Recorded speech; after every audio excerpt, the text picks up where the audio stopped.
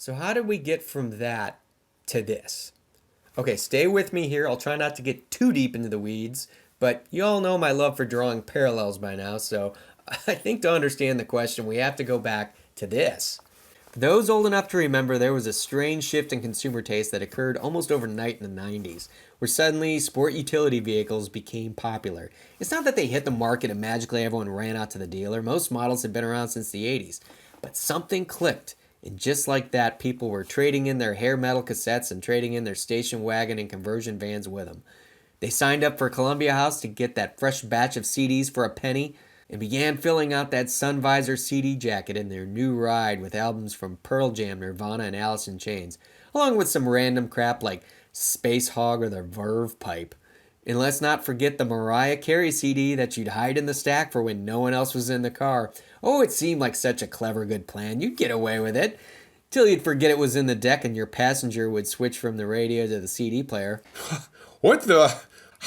How did that get in there? Oh, and didn't it all fit so well with your two-tone painted, leather interiored Eddie Bauer edition Explorer? But why? Why did we have to have 4x4 and off-roading capability when we already knew we'd never actually go off-road? No one was ever going to actually go outside the solid white edge line or risk putting a scratch in their new car. But just look at it. It's tough, it's rugged, it's outdoorsy. It has a permanent 5 o'clock shadow, those square muscular shoulders. It smells of campfires and adventures we'll never take. No doubt these can be a very capable platform. It's what they were designed for. I get it. Let's be real. That's really what these were designed for. But somewhere along the lines, we stopped seeing it for its fishing prowess and saw it as something else. Suddenly mixing a little bit of luxury and convenience with brute raw utility made bowriders undesirable. Those were the boats of our dad's generation. These are loved for, well, all the same reasons everyone developed a love affair for their SUVs. It doesn't really matter if I use it the way it was intended, or use all of its capability. And the manufacturers realized they could easily expand their line with minimal changes to account for this newfound love. And so history repeated itself, just in a new arena. This is the boating equivalent. I mean, for crying out loud, people, it's literally called the Explorer. Okay, I know I'm rambling here. I swear we're going to talk about the Robalo in a minute. Just hang with me. So why? Why did we shift? Well, I think there's a ton of factors, but there's a few key ones. These suddenly weren't a smoking, buzzy, annoying, unreliable mess anymore. Shit. In fact, it was making ownership easier. But there was a problem. No one really made a bowrider with an outboard, and if they did, it just didn't look right. Slapping an outboard to the transom of a bowrider just seemed like the fashion equivalent of wearing a black blazer with blue slacks. People were going to stare. But what about a boat that had always worn the black blazer, but with blue jeans? And so born was the opportunity to expand that mix of family-friendly runabouts and outboards. There was also another big part of the equation. On the Great Lakes, where the water looks like this like 90% of the time, and you have a hull built like this, suddenly having something a little more capable made sense. It didn't look like your average bowrider hull. It was a functional design that oddly had created its own stylish form, and it already fit in consumers' minds of the way some kind of brute hull should look. And with a blank cockpit, there was all kinds of new opportunity for design. Is exciting. Okay, that was probably the longest intro I've ever done, but if you're still here, thanks for hanging with me. Okay, Robalo 222 Explorer. Look, unless you haven't been to a boat show in 10 years, you've probably seen a boat like this, or one of its like 10 competitors that look just like it. So how does this Robalo stack up in the incredibly crowded space that is a 22-foot center console? Average? As with any boat, it's a mixed bag here. First off, layout, pretty standard fare, great for the family version. All the seating is actually nice, even the back bench, which can be a crapshoot on these, I'll be honest. And in my book, the back bench on a boat should arguably be the comfiest seat in the house next to the helm.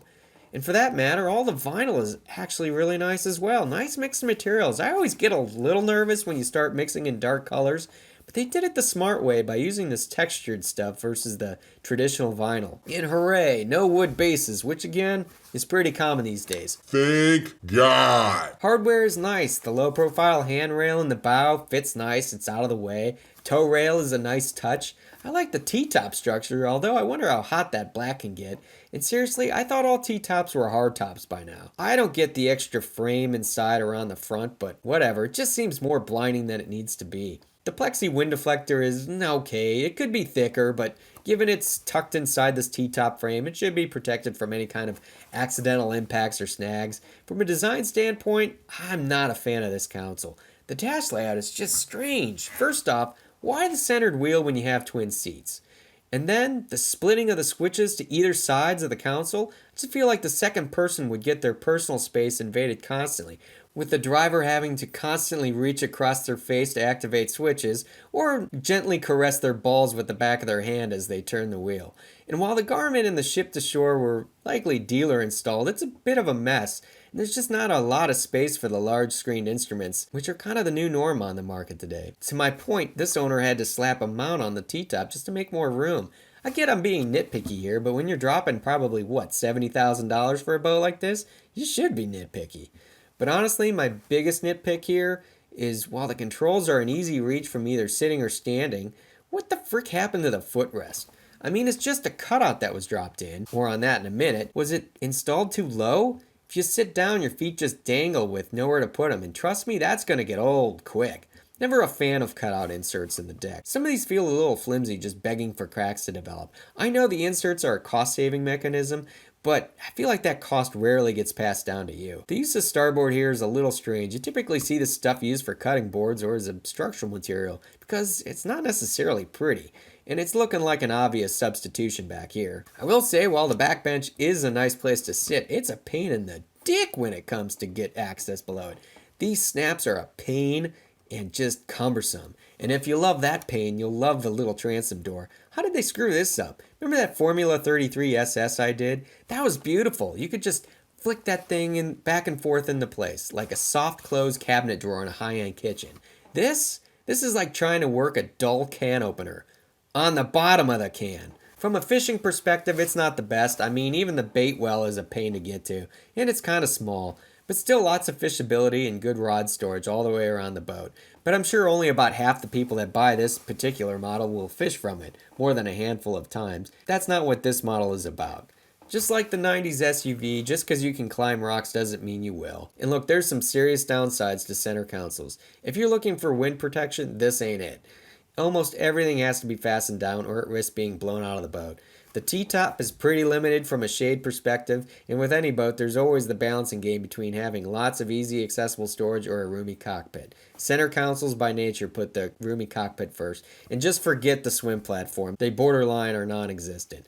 If only they could build something that took all the elements of a car and mixed it with an SUV, we might get the best of both worlds.